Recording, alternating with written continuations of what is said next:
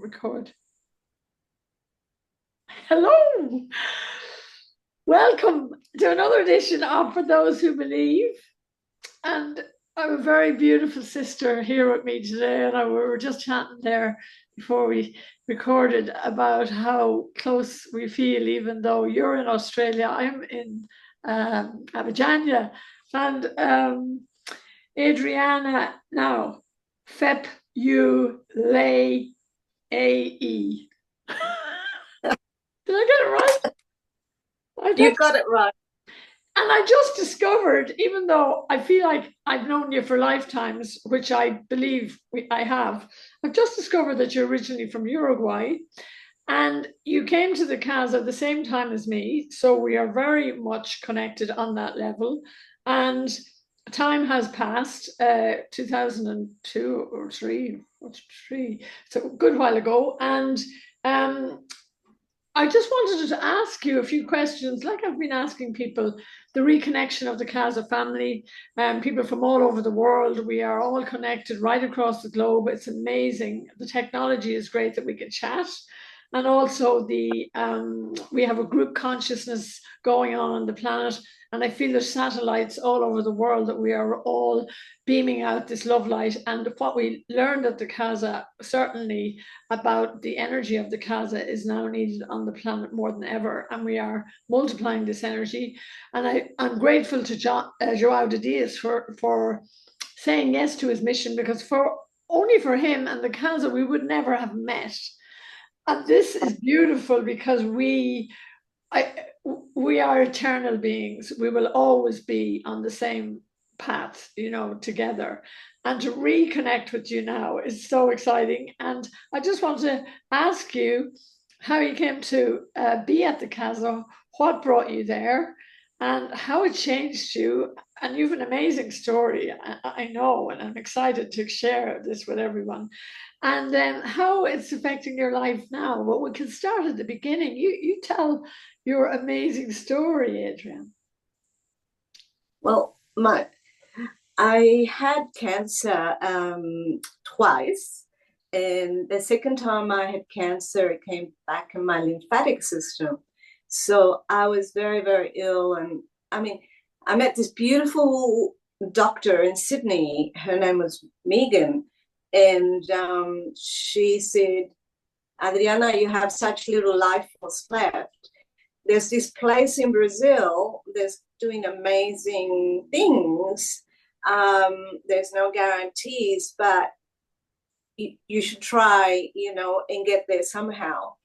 Now, I had no idea how I was going to do it, because all I did was lie down on the couch because I was so ill, having had surgeries and radiation. And so a friend of mine gifted me a trip to Brazil, and because having cancer and medical stuff is very expensive. So you end up spending a ton of money on drugs that weren't helping. Oh, God. And so somebody gave me a very old, I don't think I even have it anymore, CD of the Casa, the work of the Casa. And I decided not to look at it. I decided that I wanted to go without knowing too much. I wanted just to have that experience. So 25th of March 2001, my first trip to the Casa. Wow. So I went with Robert and Katerina. Yes. I ended up in Catrienense, and I was tired and in pain, and it's a very long journey from Australia to get there, and a bit scared. Yeah. But as I got to the Casa, I knew I was home. I think, because I am Uruguayan and I am South American, I felt at home even though I grew up in Australia. And I go through that first room, and I can't stop crying, and I didn't know why. And why am I crying? And then I get to the Oh, room, and Dr. Augusto was there, and he held my hand and he said, "Daughter, you're going nowhere. You've got too much work to do on this earth." oh my And God. what did he say?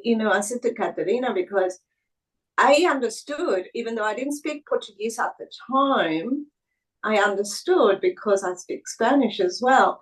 And I thought, did I understand what he just said about this earth? And I thought he was talking about my daughter, because I didn't understand the Portuguese very well at the time.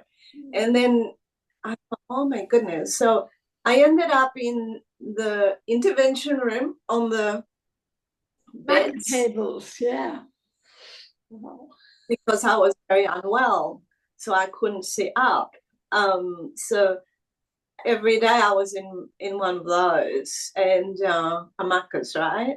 Yeah, And I was in one of those, and very I sweet. could feel stuff happening to me. I could feel interventions. I could feel things working in my belly mostly, and I was so happy. And it's really weird to say how happy I was when I was in so much pain. But I felt like I was growing. I felt like I was like, wow, this is amazing. And also to be taken care of, because I've always been a carer as a child and as a mom and as a grandma. And I've always taken care of everyone else. And Lovely. I felt the love, the compassion.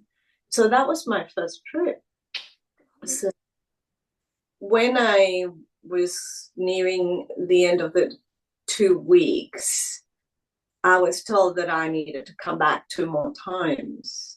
And I actually did come back 2 more times within 18 months, which is a miracle in itself, because financially I thought there's no way I can do this.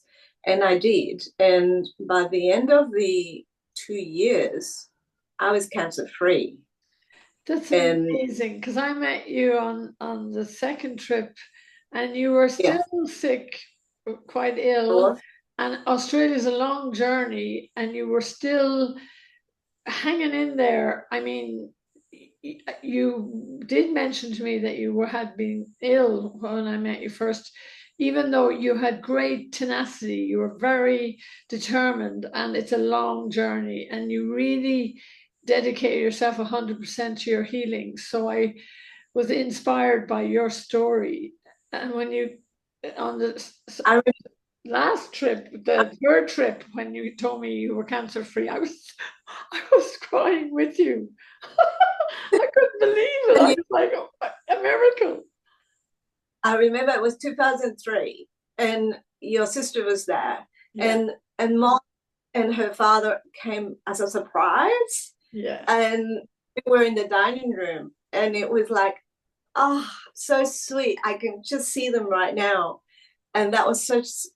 It stayed with me all these years, Oh, and on the third trip where I was told that I would be coming back and then I would be bringing people. And I thought, no way, not me.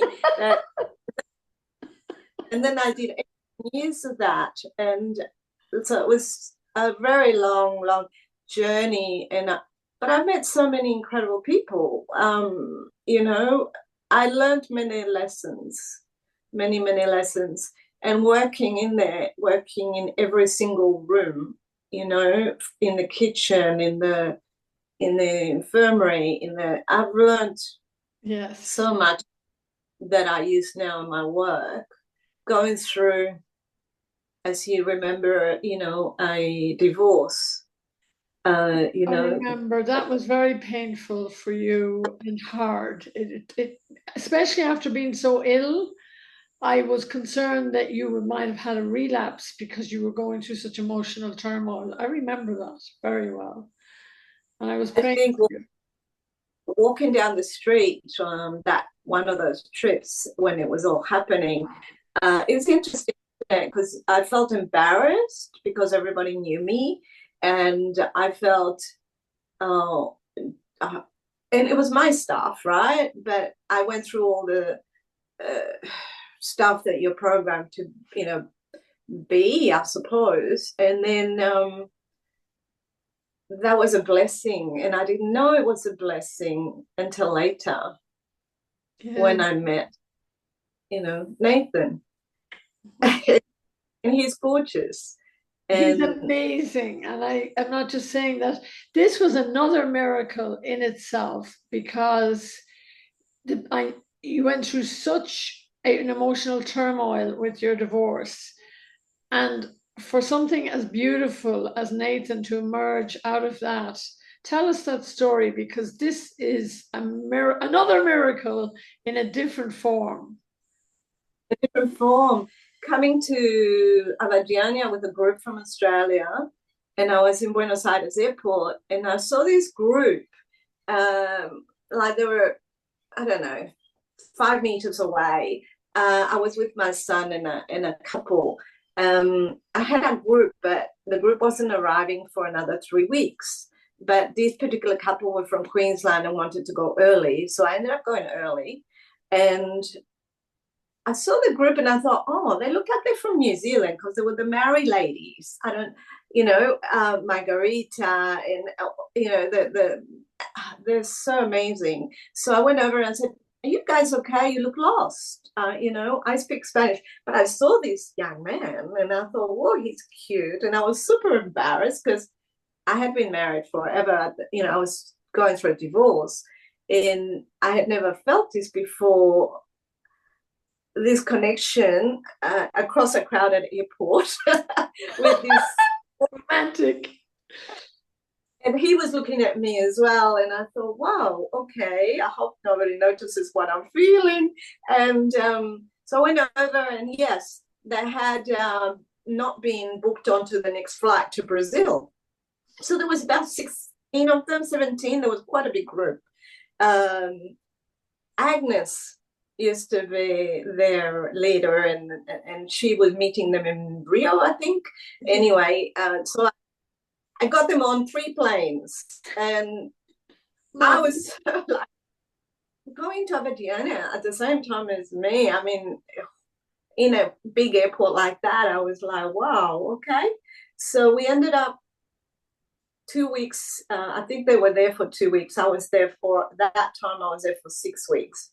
And Nathan kept coming to visit me in my house, because I had a little house there at the time, and with a friend, and he used to find all these excuses to come over. And I thought, oh my goodness, okay, because he's so much younger. He's 15 years younger than I am.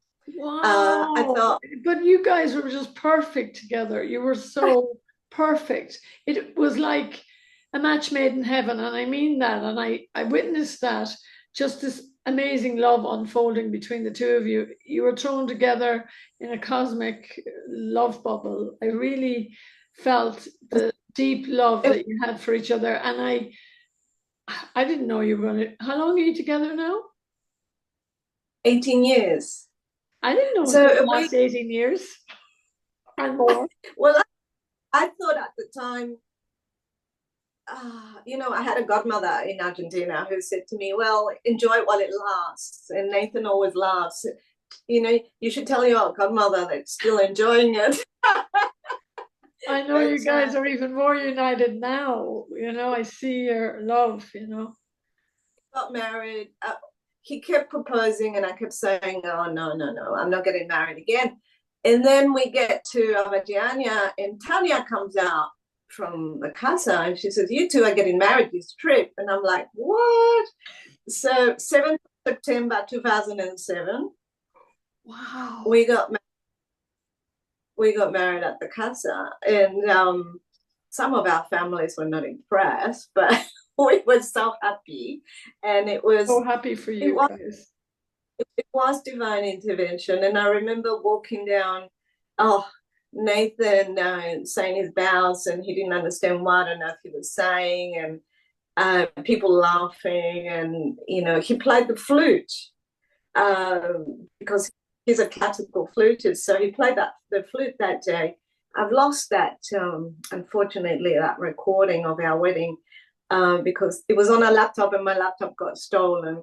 But you'll never forget that day. Maybe somebody may out there may have it, so we'll put it out there that you will retrieve it because it was a very special day, and I know that it was divinely ordained. I mean, there was no doubt in my mind that you guys were meant for each other. His own healing, he's a diabetic. He's a type 1 diabetic. So he's had diabetes since he was 6 years old. And he had very, very cold hands, extremely cold. He had to wear gloves because he had, problems because of diabetes. First trip he went through, when he came out the other end, his hands were warm. He's never had circulation in his hands ever since. So we've had so many miracles, so many. The connection to the Casa, even here in Australia, Nathan went to a dentist once, and the dentist was a bit worried because he had something inside his cheek. And then we went to an oral surgeon, and they said he had cancer in his mouth. Wow. And they sent it biopsy to the lab. I sent him straight to the Casa, his name. I can't remember if it was you or who it was that took Nathan's photo for me to, prayers, etc. By the time that biopsy came back from the lab, he was fine. There was nothing wrong.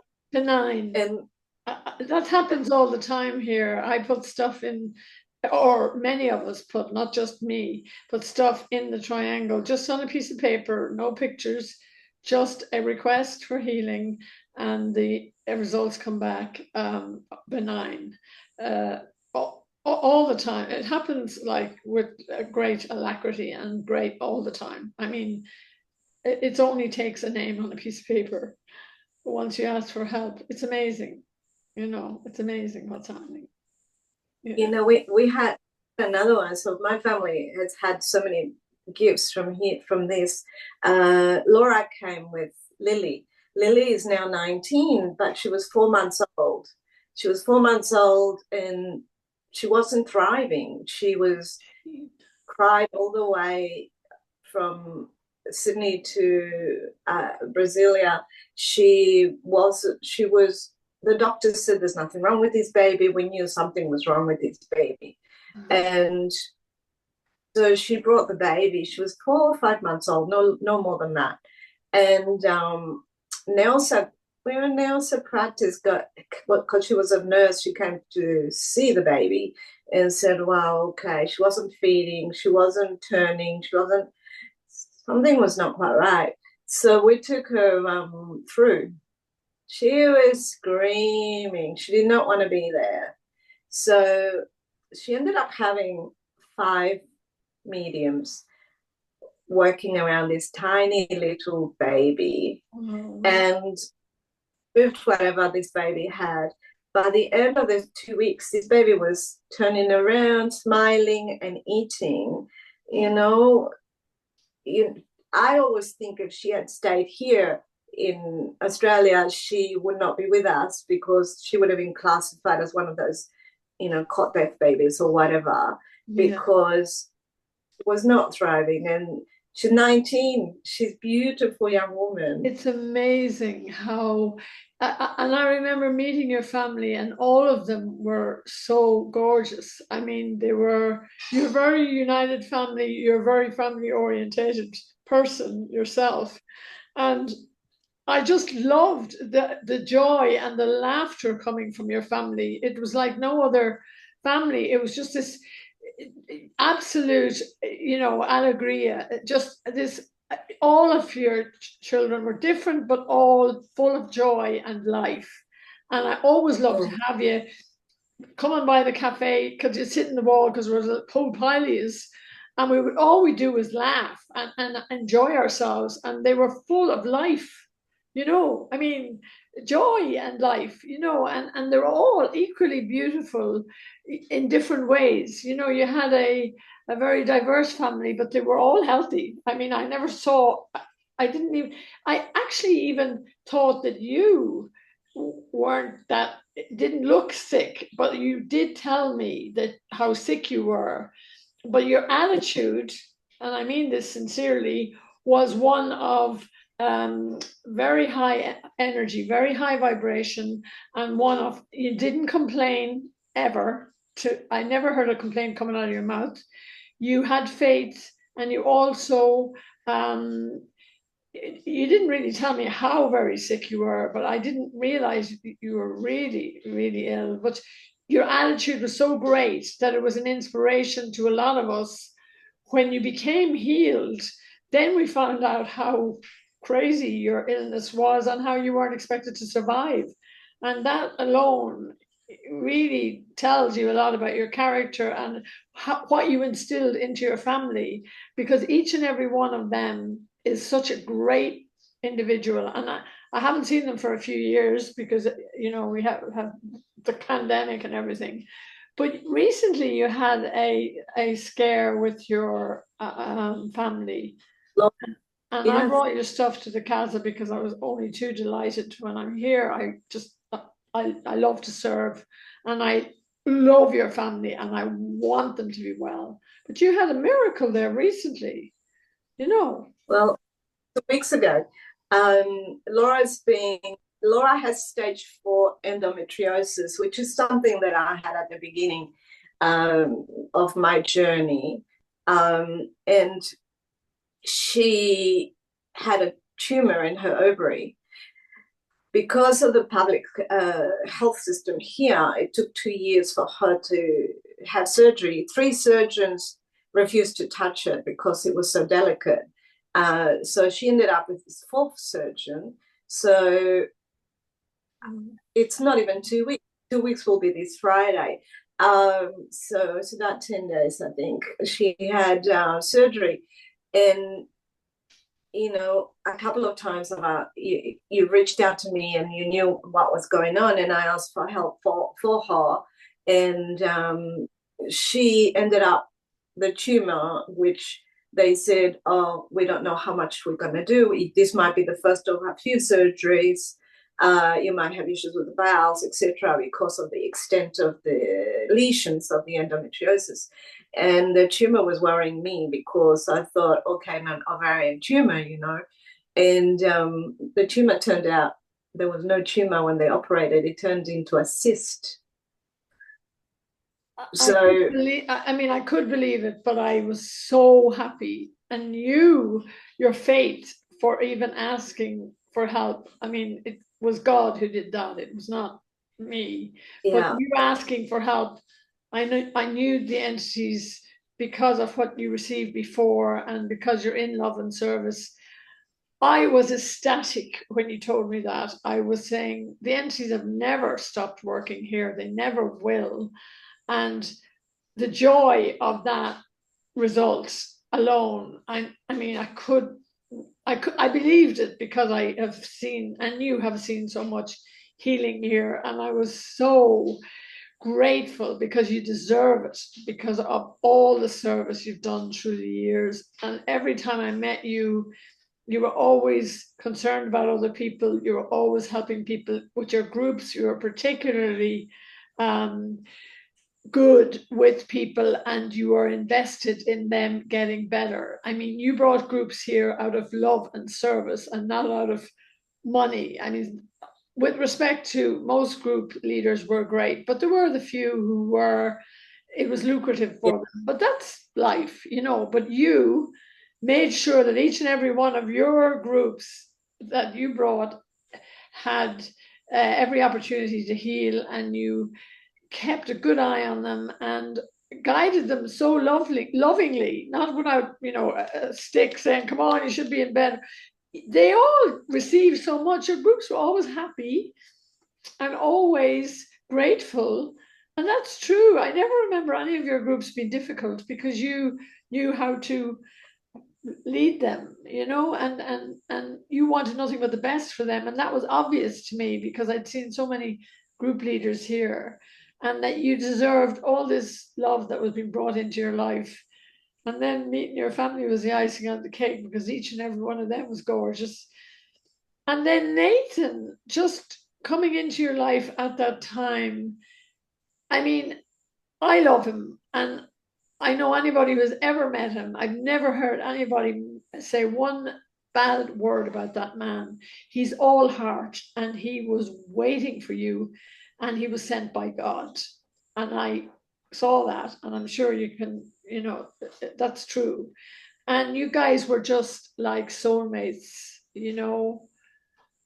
because I had Yeah, met it's your so original husband, and there was a lot of, it was hard because you were going through all that stuff. But you and Nathan were actually soul. There was a soul connection. There was a beautiful love going on there, and it still is to this day. I see you on social media, and I just see your connection, and your love is just so strong. And you can tell me, we were talking before we came on about your extended family now. You have an my extended. little one. The last time was in the last trip I did. I asked, I wanted it. Nathan and I wanted to raise another child, and obviously we couldn't have our own biological child. And we ended up through COVID. I got a call. I had actually inquired. I know that foster kid. I'm not don't know if it exists in Brazil, but it does in a lot of countries. And I had inquired a few years before through Banados. You know, Banados, they're all Yes, over the world. great. Uh, and my application got lost. Oh, I had a social worker come a few years before, and she was a bit prejudiced, actually, about Nathan and I's age difference because he's 15 years younger than I am, and also the work I do because they go through your house and have a look, and here's my clinic with my crystal bed. Hallelujah. Woo! Another Yeah. beautiful With energy off that. Oh my God, crystal energy, crystal bed energy is brilliant. this lady didn't like that for some reason. Anyway, they turned it down. Didn't 2 years understand. later, we get a phone call, and this is COVID time. And they said, we just found your form. Are you still interested in doing foster care? And we thought, wow, interesting. We're going through COVID. We're working everybody's working from home. Nathan's a teacher, so he was teaching on Zoom. And we thought, yeah, we would like to get more information. We had that bad experience 2 years previously, so we thought, yeah, why not? So we get interviewed, and this is Catholic care, not Banados. And I thought, okay. They had no problem whatsoever with the nature of the work I do, or I do energy healing, crystal bed, counseling, no problem whatsoever. 5 weeks later, we had Christopher. 5 weeks. His name is Seven. known is Christ, the Christ consciousness, the energy of the Casa. A lot of the Casa entities were devoted to the Yeah. Christ consciousness, which is the Casa energy. And his name is Christo. I mean, there's no coincidences. I mean, that's perfect. 7 years. It was 7, and lots of trauma, as you can imagine, being in the foster system and having been moved 4 times before he came to us. Oh He's now 12, and he's divine. He's such a beautiful preteen, tall, beautiful young man who has gone through so much emotional healing and trauma healing with Nathan and myself. And we're so blessed. You've had him for 5 years. 5 years now? Yeah, 5. yeah, yeah. Wow. And of course, So no on the better night, people to bring him into that nest of love, because your work, and then Nathan being a great teacher, and age only matters if you're a cheese. I mean, my mother and father, there was 15 years between them, and their love was great. And my Joao here is 11 years younger than me. So it's how it's how you carry yourself, ages, whatever age you are, and also you're very youthful, I mean, you've got a lot of energy, and of course Nathan being a great dad, I've seen you do activities there on social media as well, you're out and about, and you just seem like you're a united family, like it's perfect. It doesn't even come into it, this age gap, or even the love is between you. You're doing fun things that this child would never have had an opportunity to do had he not come across you guys, which has been given as a gift. It's another miracle, really, in your life. It is. We did ask for a child, and we got Chris, and and he looks like us. He belongs. It's like we're mom and dad, and it's like this is amazing. Where we're such a mix of a family. Which I've got Nathan, who's in New Zealand as Samoan, and I'm Uruguayan, and Chris's biological mother's from Laos. So he's Wow, international. yeah, Biological very families aren't as close as you guys. I can tell that already because I know you. So, biologically, it really is a roll of dice. You guys are so united, and that's a huge diverse of cultures right there. So you're learning from each and other, really. I love that. It's like a beautiful quilt, right? Like I always see my family as a beautiful quilt where we have so many different nationalities, especially now where the world is in a bit of chaos, where I said to my family, we can't do everything, but I was in, I'm getting them to imagine being fireflies, right? And every little firefly can send out light and love to the world. And that's what I was talking about to my girls. And I said, okay, because if we do nothing, then nothing changes. But if we do a little bit, so you can be a firefly with us. This is such a lovely. There was a firefly with us here the other day, and the light it sent out in the darkness of the room was just phenomenal. And that's a beautiful way of putting your family, because they're all diverse and they all have come from different backgrounds as well. And I bet you they all get on like a house on fire. They love this little boy. Well, he's growing up into be a teenager now because the time is flying. And how many times did you come to Brazil? I mean, you were here a lot over the years. I lost track of time. 18 years, around 3 times a year. So many, many, many times. The longest time I spent there was 3 months. Wow. Mostly it was 3 weeks to 6 weeks to 4 weeks. But yeah, so with a lot of the groups, it was if I was traveling with them, it would be two weeks.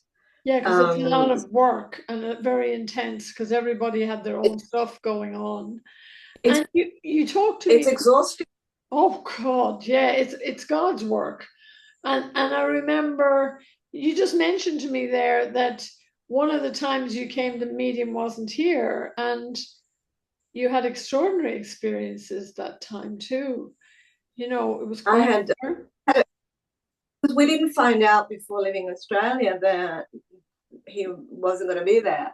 Yeah. So I had a couple of people who were disappointed, but talking and getting them together and explaining, look, the energy is why we're here, and the energy is so beautiful and so strong. And Amazing. what I found that trip was the day before Tuesday, we're getting ready for Wednesday morning, and one of my people had had an intervention in her room the night before and couldn't get out of bed, and was a doctor, so she was what,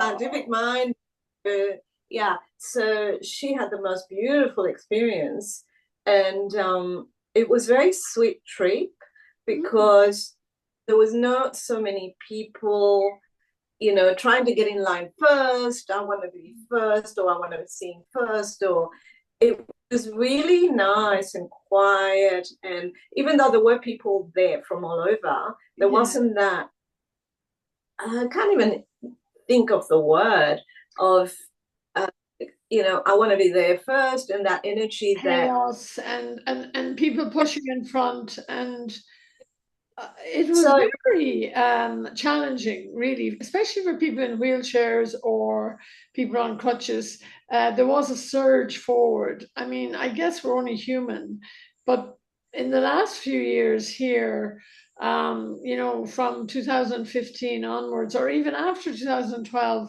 when Oprah came, it became very, very busy all the time. And not that it took away from the energy, but it just was more challenging for people who were not able to manage to get, they were weaker, or, they just couldn't, they had to wait in line a long time. And it became quite challenging for people. But, having said that, the volunteers at the Casa were so beautiful. Everybody was helping everybody else, getting soup for everybody else. I noticed that from the very beginning, that there was this huge compassionate love happening between everybody. And to this day, we met people at the Casa that, like, we met there, and we will know each other. We have known each other for lifetimes, I feel, and we're eternal travelers on the path. But we're still, I feel like time stood still, that I'm talking to you like I was talking to you when the last time you were here, way back when. I feel that we were all connected by this amazing energetic field that we were called to. I mean, we weren't strangers, but I never felt anyone was a stranger. I felt I'd known everybody and immediately connected with people. And some people I connected with more, like yourself, who, because we were kind of little kids having fun, and that's why I loved Nathan, because he was such a good sense of humor, and he was such a good humored person. I mean, some people were grumpy because they were so sick, and we didn't understand that, because I have never been that deathly ill, and you would understand it because you were deathly ill. But it was such a lovely um family. Like, it was, okay, with warts and all, there was some people pushing your buttons and saying crazy stuff, but it was the fun of just being here. And now we're satellites, like little fireflies, all over the world, beaming out our light to this very day. I mean, the crystal beds, I find, are actually activated more now than ever before. I mean, here in the Casa, they're amazing, but I'm getting messages from people all over the world saying that there's extraordinary healings happening on their crystal beds in Europe, America, I Australia. work with a I work with a crystal bed here. It's just in front of me, actually. And most of the clients I have these days have nothing to do with the Casa, don't know about the Casa, and get this amazing, I talk about it as chromotherapy these days. I don't go Yeah, it's into crystal easier. bed. It's hard to explain in Aussie or in English. What do you mean crystal bed? The bed's not crystal, And so we Sure. go, okay, cryotherapy, and they get the most amazing. There's not one person that doesn't. Oh, there's one guy, but that most people love it. They think, oh, I don't want to go home. This energy is so beautiful, and not only physically, but mentally, it allows them to be still in this crazy world that sometimes you need to just relax. And Yes. that's what the crystals do. And And you're there yeah, with them, talking them through it. So that's an extra plus for them, to have you explaining what is actually happening, because you have such years of experience with them and your work over the years. So you're the extra icing on the cake when people feel so relaxed, and also you can read into what's going on with people as well. I'm sure you just don't you know, sit on that bed and that's it. You bring your beauty and your knowledge to them while they are being healed. And it's a great tool for you because you have had such experience with the energy of the Casa, which is a universal energy. It's Christ consciousness. It's God consciousness. It's not peculiar to the Casa because spirits are everywhere. And it's almost like we're Well, carrying the energy within yes. us, and it's just the divine spark is there and it has been ignited by the work of the Casa, but it's in all of us. So you are bringing this forth in the people that are attending your treatment center. So you're bringing your special love to them, which Nathan was attracted to. Yeah. I mean, there's no Yes. coincidences that Nathan was just attracted to you, and God brought you together, whoever God is, Irish and a woman, as I always say. But I know that you were divinely um, brought together and to work together in this lifetime and to bring this child into adulthood and also beyond, because you'll never be apart. And he's part of your whole karmic Yeah. life that has been delivered to you, because you deserve because you've put the work in, darling, and because you're in service. Love and service, that's written on the walls of the entity's room in Portuguese and English. To love and to serve in all things for the greater glory of God. It's all St. Ignatius of Loyola's teachings, love and service, which is basically the world is made of love and God is love, and whoever we perceive God to be. So you're doing this loving work in Australia still, and you don't even have to mention the Casa because it's in your heart, and people wouldn't get it. I mean, a lot of people, I guess it was a bit of bad press at some stage, and then with Oprah Winfrey coming here and being famous and stuff, a lot of people, it might have turned some people off. But I knew the energy, and I'm still here after all these years. I can tell you right now that the energy of the Casa is rocking at such, it has already shifted into a higher dimension. And that's probably what's coming through in the beds for you there in Australia, because the entities know no border, no time, no space, nothing. Perfect example, 2 weeks or 10 days ago with my girl, the connection.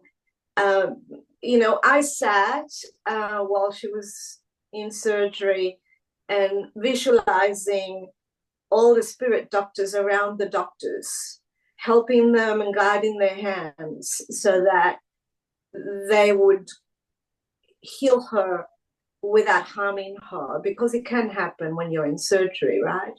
And that's what I did that day. And I knew that that was happening. And so that's how I work here. When I don't tell a lot of people. Some people know, but very few do now.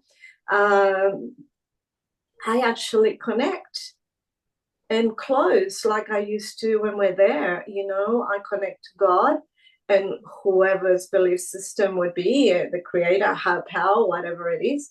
For me, it's God, because I think that was my reconnection in 2001, where because of experiences I had had as a child, I didn't think there was a God.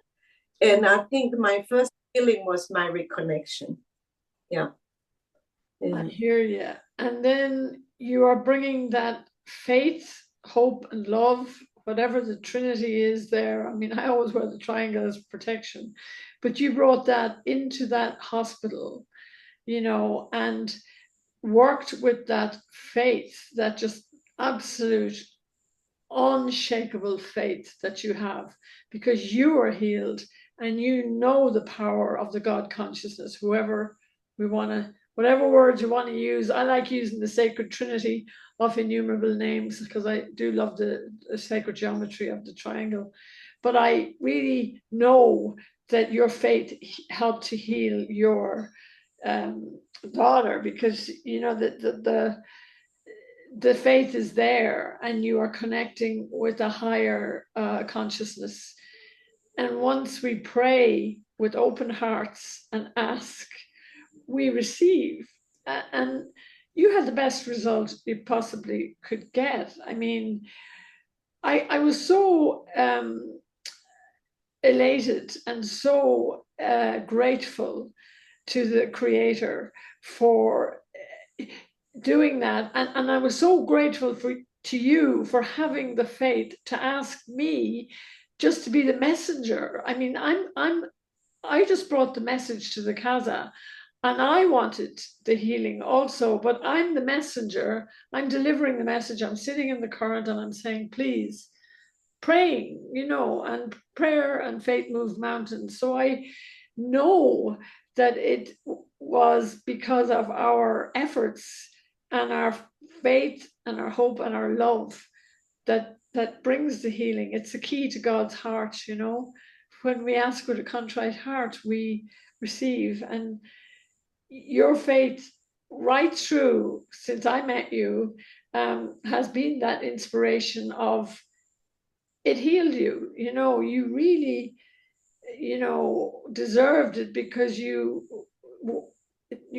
are done on the planet. I mean, when you presented yourself at the altar of the Casa, and asked, oh God, of missed chances and missed opportunities and second chances, here I am again asking for help. Your job was not done. You're still here on the planet. You're not going anywhere. Your family are not going anywhere. They have a mission, and it's not our call when we're brought back to our home. It's only God can give and take life. So you're not done yet, girl. You have a ways to go. And your story is so inspirational. And I'm so grateful for you being able to talk about it in this podcast, because I know it will inspire people who are feeling challenged in the world right now, because the world has gone a bit pear-shaped, to say the least. And there is a lack of faith and a lack of people get bent out of shape when you use the word God, but I mean, what else are you going to say? I mean, there is a creator without a shadow of a doubt who created us. I mean, I know that, but I can understand people thinking, why would a God send plague and famine and fires and volcanoes? And why not? Because we're being tested on the planet and our faith has been always tested. And there you are with Nathan, showering your unconditional love on this beautiful child of God that you have been given custody of. Custody isn't the right word, care, love. It's not, he's a love bug. He's the Christ name. And he was sent to you because you guys know what to do. You love. He was going to be he's an amazing person already, but he is going to be a force for change in the world that needs somebody who's been loved like he's been loved by you guys, because that can only be good force in the world. Does that make sense? It does 100%, because I think this beautiful child will grow up and know he can do the same. He can give that back to another child, or you never know what's ahead. Is because sometimes people judge kids who are in care, and it's there are different circumstances why these things happen, and I can see him being something incredible because he is loved, and he does call us mom and dad. And, we are in touch with his biological mom, and we see her 6 times a year. And I always say to him, Mom P loves you. She just can't take care of you, because it's very important that he knows there were circumstances, but that was not because he wasn't loved. So look, I'm grateful for everything I've received. A lot of people think, oh, okay, I live with lymphedema and I've got rheumatoid arthritis, right? But I say to a lot of people, I don't have cancer. I live with the side effects of the treatments, but it's okay.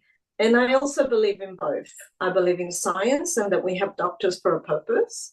Yes. But I also think that we have to have faith. One without the other doesn't heal. Yeah. So, if I have a cancer patient who comes and sees me, I always say, you're not a statistic. Don't listen to that doctor. I was told I wasn't going to make it, and I'm still here. And give them, whether they make it or not, at least you give them that push to know that I too can do it if you did it. So those moments are really special. And it's support. But all You're giving support from your own experience on this earth. I mean, why not your client? Why can't your client be healed also in the same way? I don't know how God works or how the mystery works, but you are standing testimony to the power of God and faith. whether they make it or they don't, I know they always have healing in some form. Exactly. So it's just, I've seen so many beautiful, beautiful things, and I've lost a few friends, through the years, some beautiful, beautiful people. But I see every one of them had healing in some shape or form. So it's been amazing. But I thank you too for taking me through the other day when I was looking after my girl, because I wasn't asking for me, but you actually thought of me, and I thought, oh, that is so sweet. Well, I thought of the mother's heart, and I thought of the time when you were in a similar position. Well, you were very sick, but I also thought the stress that you're going through, you never asked for yourself, and I felt your love, and I knew that you needed support in that moment because you traveled, down there to the hospital and you held that space of love and faith and hope for, it was, I just knew that you also needed to be supported by the God consciousness, and that I couldn't imagine how lonely you were waiting outside while this operation was happening. And you needed support because you're praying, but you're on your own and you're sitting hoping for the best and not knowing if a miracle is going to happen or not. And it did, but you didn't know that. You were just praying, but you didn't have to go there, but you did. And I thought, this is beautiful. Yeah, And I yeah, asked for help for you because I said, God, look at this girl who's been through so much herself. And I call you girl because I always think of you as a young thing, like, a child of God, and just your youth and your attitude, you're young at heart, and you're like sisters to your family. When you came to the cafe and when you were in the Casa, it was like you were not mommy or granny, or you just were on a level with them all. You were part of the gang, and it just, you were just with them on that level. It wasn't like you were okay, you were their guardian and you were making sure everybody was okay. But for you to go down there, it takes a lot of guts and courage to sit there waiting for results, the tension, the absolute, fear of like, oh my God, I hope this goes okay. And it went better than expected, but you didn't know that. So your faith really made that difference. And that, to me, thank you for asking me to be part of that, because you taught me an awful lot last week when you asked me that. I mean that. You're my teacher as well, because you never once complained when you had cancer. And you just mentioned something there that you never complained about: rheumatoid arthritis. You have not asked for help with that. And I would pray for you now, because you just brought it up very casually. But that's painful. And I never heard you complain about it. So you're teaching yeah. me. It is. You, I have people complaining all the time. I hear people complain, but you're grateful that that's all you have, even though that's really painful. You know, like, come It on, is. you are a rock star, and I love you. You know, and I'm still here talking to you. You know, you're my soul family, and you know, there's so many. You know, Nicole. I mean, oh, um, you know, those people that we know, we were family in another life. And, you know, you mentioned Lorenzo before. I haven't seen him in years, but he's another special being, the you amount know. of amazing human beings that came together here in Brazil. And I've gone to visit in different places. I went to Australia for the event in Australia, and I met a lot of my Australian brothers and sisters there. And I've been to America to meet them, and Europe and Ireland, people I didn't know before. This Casa family is multiplied all over the world. And we have this common thread of we have experienced extraordinary miracles in our lives through the power of the spirits of the Casa and the whole Christ consciousness, which is all healing. And okay, the Casa helped a lot of people to pass over in different forms and easily. And gave a lot of comfort to people who had to let go of family members. And I saw a lot of that happening too, because sometimes passing on was the cure. But that to me, people used to say to me, "Oh, that person died, so there's nothing happening." And I said, "No, there's something bigger than the physical three-dimensional material world here. There's a bigger picture. And when God calls you, you just can't say, hey, it's not convenient, you know. So, I have to get my bag. So, I learned so much about surrendering and letting go. And I showed you that picture of Dom Ignacio. I love it. Yeah. If anybody told me that 25 years ago I'd be in Brazil talking to you about prayer and faith and hope and miracles, I would have just laughed in the face and said, no, I'll be dead because I'm crazy and I'm a party animal. But I know the Casa saved my life. And when you mentioned even my sister, Joan, who passed on in 2016, a lot of people didn't understand. They said, oh, you brought her to Brazil and you're still there. And she didn't get the healing. And I said, well, it was her journey, and she taught me so much, and she was such a brave soul. I dream about her quite a lot, and she's very close to me, even though she's not physically here. And then her husband Sean died during the pandemic. So Maud is 26 next week, 26, Wow. and tall and beautiful. And I mean, she's amazing. She still has, she's learning to speak still. She still has speech issues, but she can understand very well. And she's just a ball of love. She holds everybody. Her mission here is to show us how to love. And she's brought our family together, really.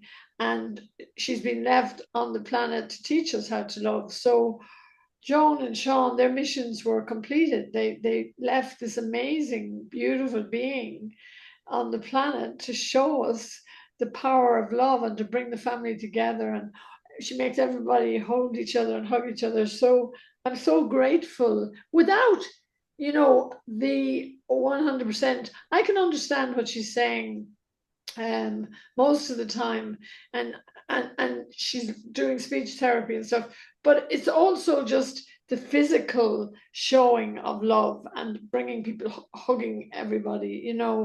She just radiates this unconditional love. So this was the gift that was given. A lot of people said, oh well, she didn't learn to speak properly, and Joan died and Sean died, so it's all your fault. uh, well, I never took that on board. I love my family, but they said, why, they weren't healed.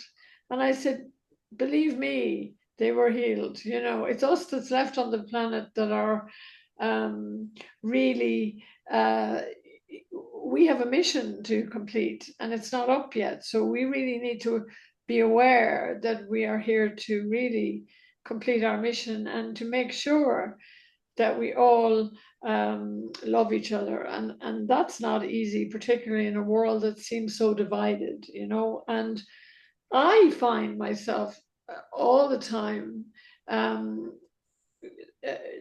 what I've been learning in the Casa is to be non-judgmental and to surrender into all of this seeming chaos. It's not really, there's so much love in the world, it's incredible.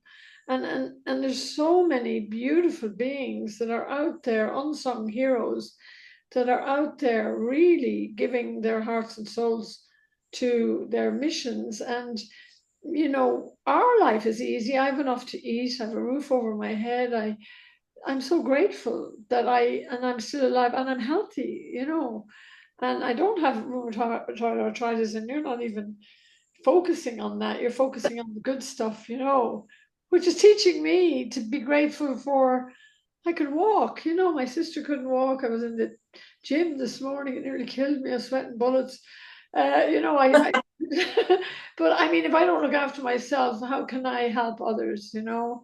So I'm really looking after myself now and trying to help others. And that's really the way this podcast came about, was to remind ourselves that we're part of a global family and that we really matter to each other. And meeting each other, well, there's no coincidences. It was a reunion, and now we're getting the band back together again and spreading this consciousness that it is okay, that all is in divine order. Okay, it may look a bit wild at the moment, but our job is to show up, uh, stay in the center, the heart center, and love ourselves and our neighbors, and that's, and forgive. Oh God, oh don't start the forgiveness, but you know, it is happening on that higher level, and we are challenged to do that, but we must forgive. I know, and all this stuff is like, oh, you know, the book of Revelations, or it's all like, uh-oh, end times. I mean, it's the end of the world as we know it. Uh, a lot of stuff is dying off, but we are being born into this amazing high vibration. I mean, you can feel it here in the Casa, and even you talking about it there with your clients. We are moving. That's We've already upshifted here in Abidjan. It's another dimension. We are in a parallel universe of love and light, and that's where we're all going. When all of the fluff falls away, and when everybody out of separation into oneness, we're really going through a baptism of fire right now, and our job is to just really love, and that's where, and surrender into it. You know, that's where Dom Ignacio comes in, and it's not easy, given that, you know, people think, I know in Europe, oh, so many migrants, so many, you know, but we're all brothers and sisters, and I mean, the Casa, you're from all over the world, you know. And I mean, the entity didn't say, "Oh no, you know, you're Oriental or you're a different color. I'm not dealing with you guys. I'm just dealing with the white people." You know, there was none of that. Like, everybody was welcome. You know, they never turned yeah. anyone away, and you know, the entity sat in that chair until everyone was seen. So that shows us how much love God has for us. You know. It's interesting because I wrote something the other day on social media about that a couple of days ago, Right. and because somebody mentioned migrants here as well, and I said, I'm a migrant. I came to Australia when I was 10 years old, and you know, I became a social worker, a counselor, you know, a mom, a grandma, a foster mom. Uh, I've got, you know, Chinese grandchildren. One is half Hungarian, you know, Maori, Samoan, um, Laos. You know, I love it, and just because you know me, that doesn't mean that, oh, it's okay. I'm not talking about you. I'm talking about the other migrants. It's like, really? we need to learn to love everybody. There's a reason why we're here. My parents had to leave Uruguay because my father was a union rep and he was, there was a coup in the 70s. So I have a lot of compassion for what's going on. And I know I can't fix it all, but I think we need to, like what you're doing with the podcast, is getting us all back together, and I think getting us all back together is lifting that energy and that vibration that we can all do a little bit. Yeah. We can't do And it I all think at this, once, but we raise our consciousness, we raise the vibration. We are satellites of light. We have learned so much at the Casa. I'm a migrant in Brazil, you know? I mean, I'm yeah, from Ireland, and yeah, nobody has ever been nasty to me here. I was welcomed with open arms. Okay, I'm white, whatever, it doesn't matter. I was welcomed in every country I went into, and I'll never forget that. So I can't point the finger at anybody. And you're right, it's like getting the family back together so that we are a united force against um, inequality, against racism, against this whole heavy energy that is weighing down a lot of people on the planet, and they're turning to drugs and alcohol and all sorts of abuse, and yet um, there is an easier path, and we can guide them. The work you're doing in Australia is amazing because you're helping people with your work. And Nathan is a great teacher, I just know that. And then bringing this beautiful boy into your loving home and keeping communication with his original biological mother who couldn't take care of him, but telling him the truth. I mean, what's the point in, all these politicians coming out and telling lies and stuff? I mean, it's just stupid. But you know what?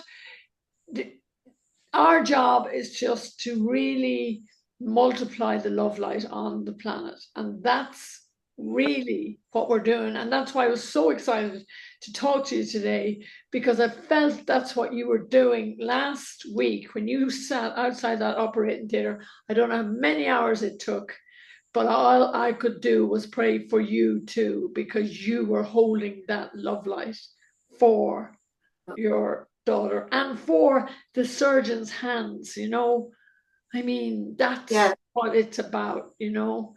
I mean, that is the beautiful way that we need to approach life, because it's yeah, short, and some people don't make it off an operating theater. You didn't know that, but you were there regardless, holding that love.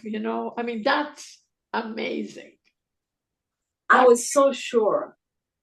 I had so much faith that they were there.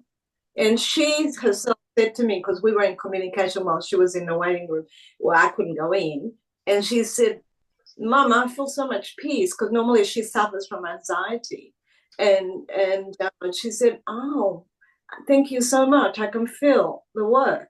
And I thought, wow, you're waiting to go down for surgery. Normally she would have a panic attack, and she wasn't. She was, so the surgery took 5 hours.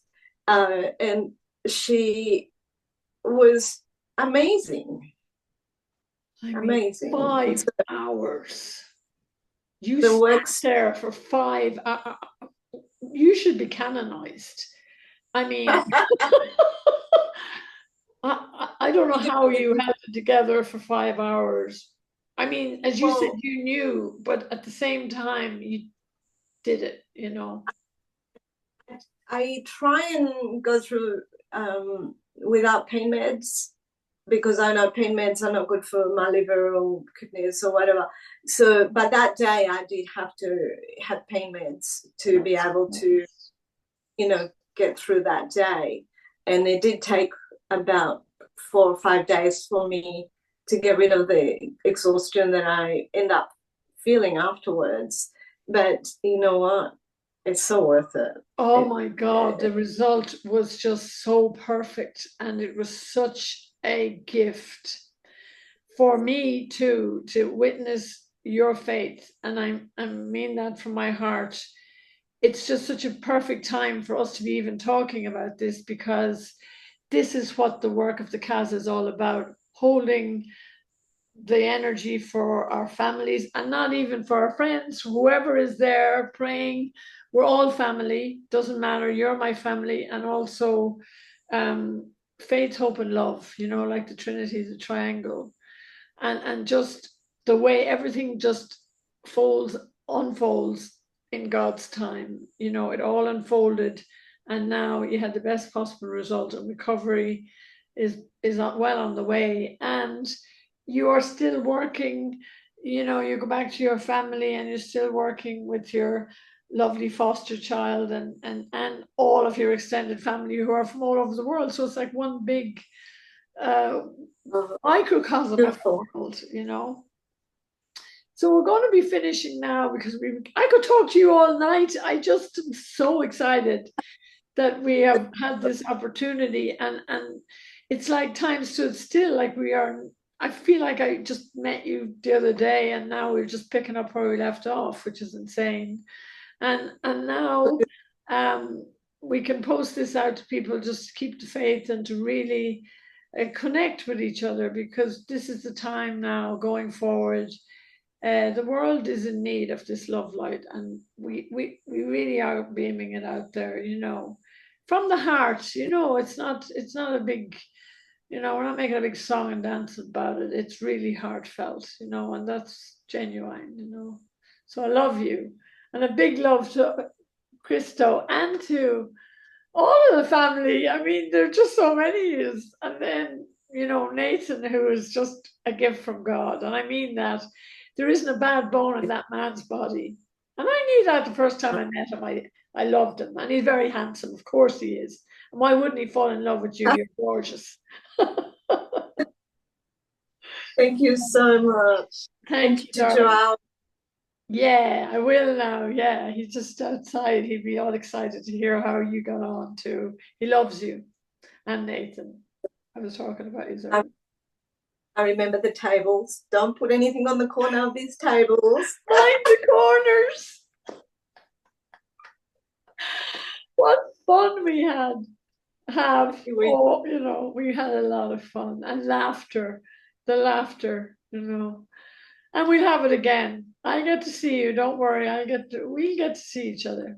I will come back. I don't know when, but I will come back. It'll happen. Yeah, we will meet again. I feel this strong connection, Yeah. I'll go. Thank you so much.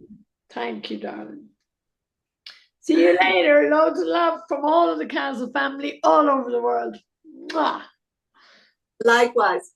Ciao, darling. Thank you. Ciao.